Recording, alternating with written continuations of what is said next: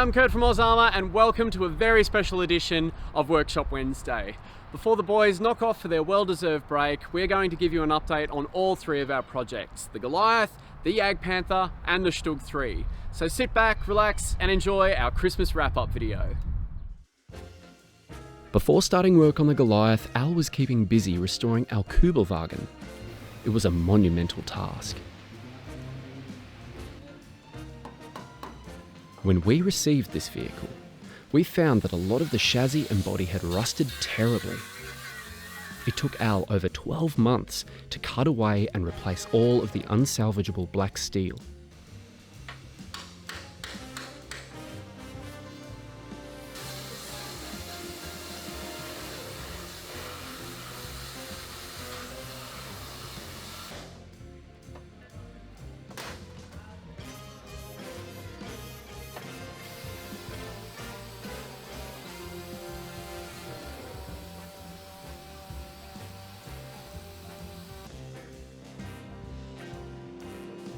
Every day saw a little bit more progress until finally she was ready for a test drive. We're going to take the Kübelwagen that Al spent all this year restoring. We've just started it up now and we'll take it for a spin around the track and see how it goes.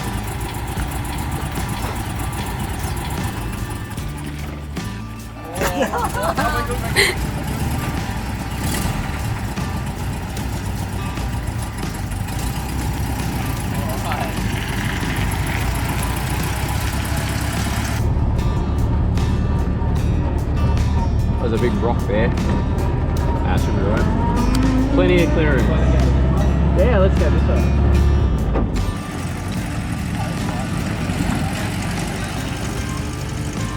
It's pretty smooth, considering. Yeah.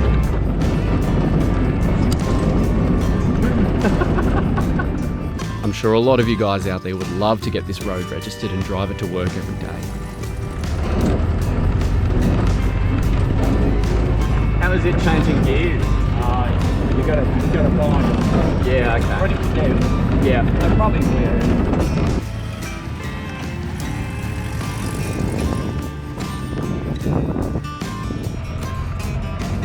Beautiful. Don't mind the door, Al's already onto it.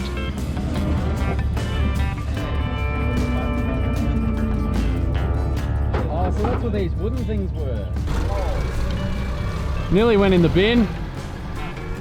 I thought it was just packing stuff. No. Nearly chucked it out. That sits on top of the floor. Yeah, throwing that away would not have gone down well at all. You happy with it, Al? Yeah. This project was a team effort and wouldn't have been possible without our resident mechanics, Peter, and Lottie, the tank whisperer. 1944 VW Kübelwagen, and this is a 36 horsepower 1944 air-cooled VW type engine. Everything. It's been fully restored. We've done all the pistons, barrels, carburetor, everything from scratch. A lot of the parts are still available for the early model ones and everything. So the only thing we've done different is we've changed the generator here to a 12-volt system. Why is that? So it'll crank a bit quicker and be a bit more reliable, so the lights will be a bit brighter. We've done a complete wiring harness in it, front to back. And it's very simple, very reliable, and as you've seen, it goes really well. It sounds good. Yep, no, it goes really well.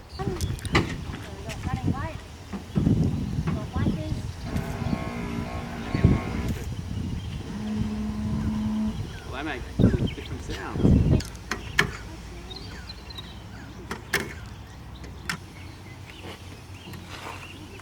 That is so neat. Great, and the horn. Of course, the horn. It sounds like a bad gear shift. Yeah, it really does. Thanks, Peter. No problem. Thanks, Lottie. It's lovely, we enjoy it. Beautiful. The Kübelwagen.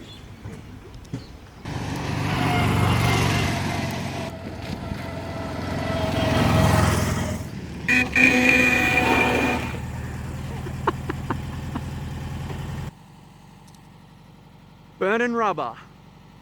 Smoking those tyres. So how's the Goliath coming along?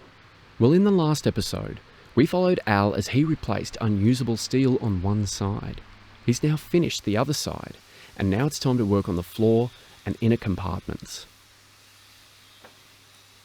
Al's going to have to bend the steel to the correct angle and shape as the original.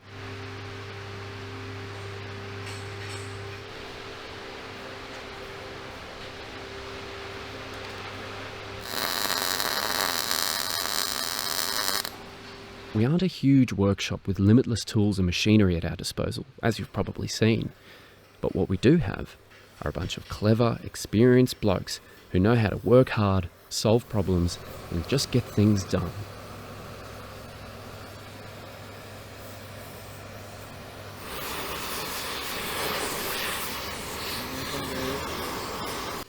Now there was a lot going on in the workshops this day, so I missed the money shot of Daryl bending the plate up to its final position. But you get the idea.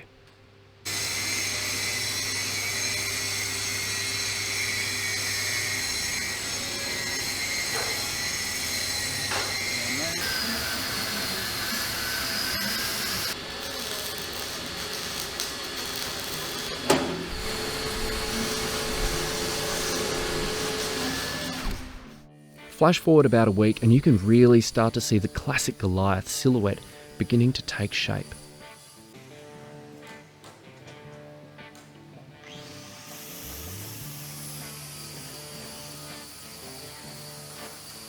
This drive sprocket was completely seized when it arrived, and look at it now. John's got it spinning freely. It's very satisfying. Now I know it looks like there's hardly any original steel left, but let me assure you that anything that can be used and is not rusted beyond hope is being used. This is the compartment that would have been filled with explosives. I still wonder at all this manufacturing that goes into these vehicles just to blow them up.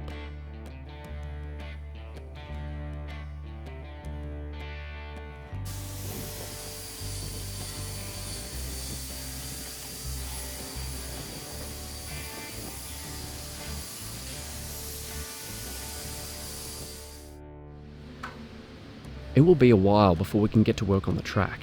It's seized really badly. That process will be sure to have its own video in the series. Now Al has moved on to the road wheels. There are 4 on each side, and they all have this little spring suspension system on a mount. Al has been researching and doing a bit of panel beating detective work to figure out the exact position of where they would have been.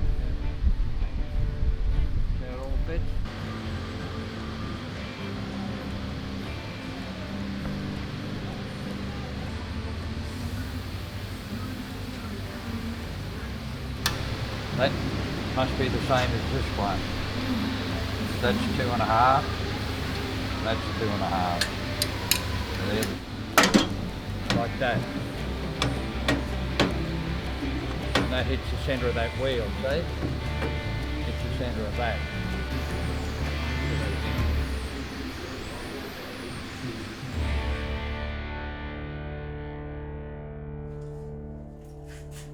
There hasn't been much progress on the Jagdpanther since last week, but Daz and Jess are getting a few things ready for the new year.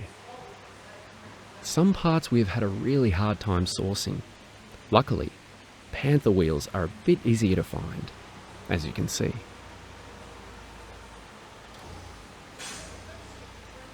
We've had a lot of people asking for more details on the road wheels and the hub assembly since episode 1 of the Jagdpanther, so I asked Daz and Jess to show us how it all goes together. We're going to show you how these interlocking road wheels work. A lot of them we get there, they've already been pulled apart now, but this is interesting because it shows these bolts with flat edges that lock into this rim, and then to stop the bolts falling out, they've got this plate. That allows you to put the tyre on, the rim on, and tighten it up without having to reach behind. Because when you get to the inner ones, there's no way to get your hands in to hold the bolts. The other detail is you look at these locking tabs here that actually hold the 2 rims together to hold the rubber on. You can see they're bent up so they can't turn. The nuts are trapped between the bent up washer. So once again, one man can undo them without having to hold behind or get a spanner behind. That was the problem we had on the Tiger, wasn't it? Well, the Tiger, they had a different hub set where you had to hold these bananas and that in. And it looks so, I didn't get to work on it, but I watched the boys doing it. It seemed to be a nightmare trying to get their hands in to lock things. what we'll do now is we'll get Jess to come and give us a hand, and we'll pop this one on to show you how the outer sets work. Let's pull that over. Oh, actually there's a detail you might want to have a look at there. You see all sorts of funny things when you're pulling these apart. You can see 2 bullet penetrations and 2 that haven't quite gone in. We come across all odd bits of shrapnel damage and things like that when we're playing with this stuff. The other thing about this is these wheels can come off and the hub still remains on the tank. So this is like a hubcap that protects the bearings and that. Just putting on there now. And what we'll do is we'll have a lift of putting this on. It's pretty heavy, so.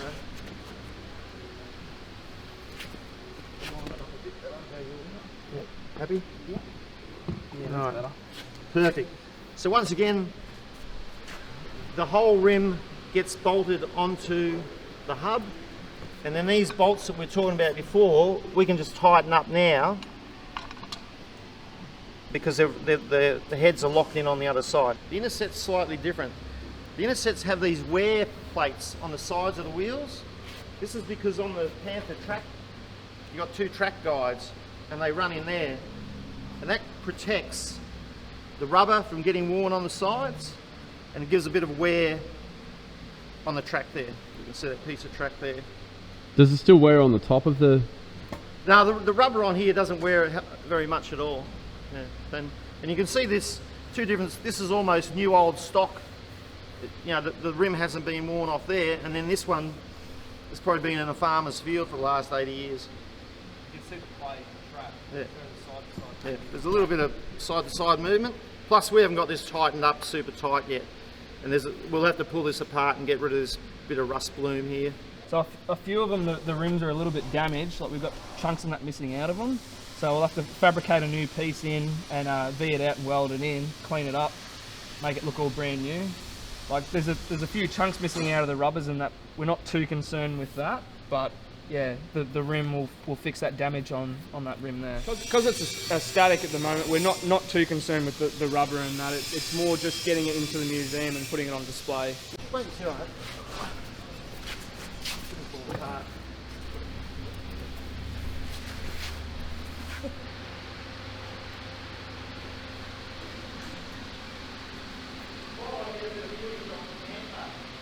This is what caused one of the main problems for German tank design during World War II, interlocking road wheels where they interweave.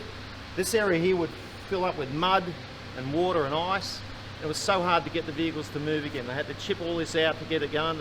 The mud would freeze overnight. They'd have to get in here and try and get all this out. Yeah, the other thing is if one of these tyres gets damaged at the back, you have to take off 3 sets basically to get access to it. Getting some close-ups of the swing arm, I noticed an odd little detail that I'd never seen before. It doesn't look like a precise part of the German manufacturing process, but lo and behold, it was. When these are made, they're bent, they're a solid piece, and then they're bent. There's hollow tube here, but they have to weld on this little stub here to give them a centre point to go in the lathe. They'll have a cone fitting on the lathe that'll go in the hole here, and then they can actually spin it on the lathe to turn down these 2 flat points for your bearings. So we wondered what they were too at the start, but you can see there's a little centre mark there for where the lathe goes in, and they never bothered taking them off. It just wasn't worth the time and effort to remove them. What you've got is a seal. We haven't cleaned this one up yet, but we'll replace the seal in there, tidy it all up. This basically protects dirt getting into the bearing, because this has a bearing in here. We haven't put the bearings in, it's too hard to get it on and off for now. Bearing goes in there. This goes over with the seal, holds the bearing tight, and then the hub can go on. I'll just put this on quickly just to show you. Then the hub would go on. And then what we've got here would be another bearing that holds this centered here. Then you've got 2 lock nuts that go on. Just play around with them a bit to get them on. And then you've got a screw-on cap. Once again, it's got these notches. That's for a tool to get into and to undo it as well. And also where you fold these lock tabs on the washer. So that goes on there. Tightens up, pushes against that centre of that bearing, locks everything centred. And then you've got the hubcap. Here's a nice one just dug out. got a little bit of damage on it. Once again, the amount of damage you see, it's amazing on some of these things. You can see the indents on the inside where they've been hit with shrapnel or bullets or whatever it is. And then these just get fixed on with 4 little machine screws, and then that hub's set. Then you can put the inner tyre on and the outer tyre on. There won't be any suspension on the Jagdpanther at the moment, as this will be a static display for now. But you will have your fill of a detailed video on that topic next year, when Glenn and Bo restore our late war Sturmgeschütz III Ausführung G to running condition. We're still a way off from that stage though. The lads have been working on the rear engine deck. As you can see, it's been horribly mangled by the explosion that destroyed it.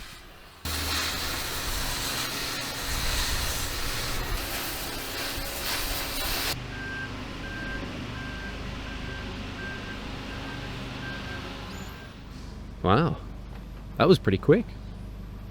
So this is the first piece that we actually started to straighten. In the shot before it was upside down, now it's upright. So you can see that we've actually pulled this piece here had broken off from here, and this piece had pulled up. So we'd heated it up and pulled it down, tacked it in place. Same thing up here, and then we actually stopped. We've had to remove this plate from here because this plate here was so badly damaged and bent, twisted, that there was no way of fixing that on there. And luckily enough, this plate is in pretty good condition. It's got a slight bend in it, but nothing that we can't fix with it on here. So the vent had actually been splayed right out, and this plate was broken and just left there. There's probably a gap about that much between that plate and that vent. And as you can see now, we've actually got it within, 3-4 mil. So it's pretty good. It's the actual width that it should be. So what we did was we're going to come along, put it along on each side, attached it. We heated this here up red hot, and that allowed us to pull that side in. We actually put a pipe in here, just as like a temporary brace to stop the side pulling back out again. This vent, not only was the whole thing bent outwards, it actually had cracked, as you can see down in here. We've had to put a weld in there because it had actually split this bracing away, and it had a bow in this plate here as well. So we've had to heat that up red hot, pull it in with multiple clamps, and that was tricky to do because the plate here is so thick, and it's sort of hard to use anything else but clamps to pull it in. These little bits of round bar have a thread tapped into them and a hole in the center, and that would have been to hold the mesh on the top to stop anything being able to be put in through that vent. So there would have been a mesh screen over there, and these little holes here, these little round bars, would have been the fixing points for that mesh. I just pulled this off earlier because we're not actually going to use this toolbox anymore for obvious reasons. It's a bit sad. Plus we've actually got another original one which is in perfect condition. So yeah, this is not usable. Unfortunately, it would be nice because it's the original one to the tank, but as you can see, it's not actually there anymore. So we took this over to Alan to see if he could fix it for us, because he's the master at sheet metal. So took it over there and he said, oh no, it's a bit far gone, I think. I reckon he's right. As is often the case, the history of this vehicle is rather vague at the moment, but here's what we know for sure. Our StuG was a wreck, which was recovered from a sector that saw heavy fighting in the Courland pocket. It was located close to where the front line was around March 1945, and we suspect that the crew destroyed the vehicle to prevent it from falling into Russian hands. We'll be sure to keep you posted if we find out any more information. As part of our Christmas special, I'm going to give Bo a hand with some welding on this priceless World War II vehicle. Bo, where does it all begin? What do I have to do? Alright, folding helmet, gloves, and a welding coat. You meant to wear this every time? Well, if you've got a shirt like yours on, yeah. A nice linen shirt. Yeah. Doesn't quite cut it. It'll probably catch on fire too. Oh, okay. Yeah. This one? Oh, very nice. Should I wear the signature Bo backwards cap? If you want to. It just saves your scalp from getting burnt. Oh, okay. Alright. Nice and moist in there. Warm, nice warm gloves. Alright, just stick welder. Okay. The earth clamp. Yep. Put that on somewhere and it's actually going to earth through. That's your electrode holder up here. Okay. I've seen you do this a few times. Yeah, so you should know what you're doing. Just give you one for now. One for now. Yep. You've got one that's screw up. You want to start, see your electrodes facing like this and drag it back. Where do you want me to start? Start here. Start there. Come straight across over the top of that weld over again. So Alright. you're going to strike it. What does striking it mean? So you're going to touch the metal and then slightly pull it back. Whoa!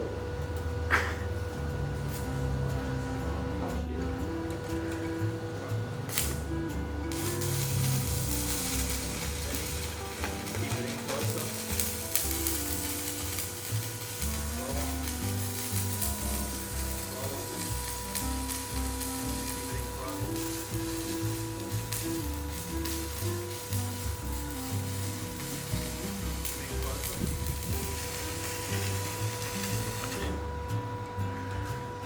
Woo! That is Very good. That is such a strange feeling.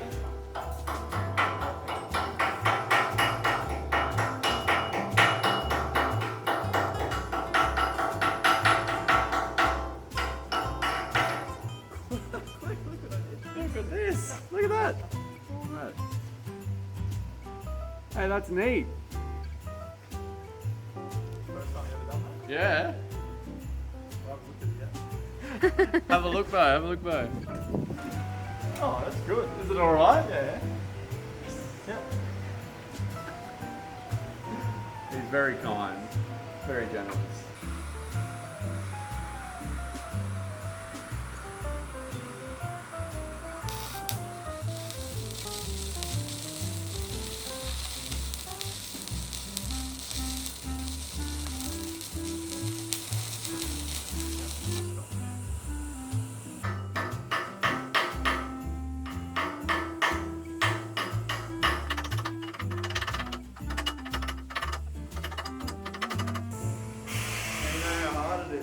I can't, could you make it look so easy? Oh my god. That'll do. Thanks, man. Thank you. That's not staged at all. Oh, thanks, mate. Thanks, mate. And that's a wrap for 2021. On behalf of everyone here at the Australian Armour and Artillery Museum, we want to wish you a very Merry Christmas and a Happy New Year.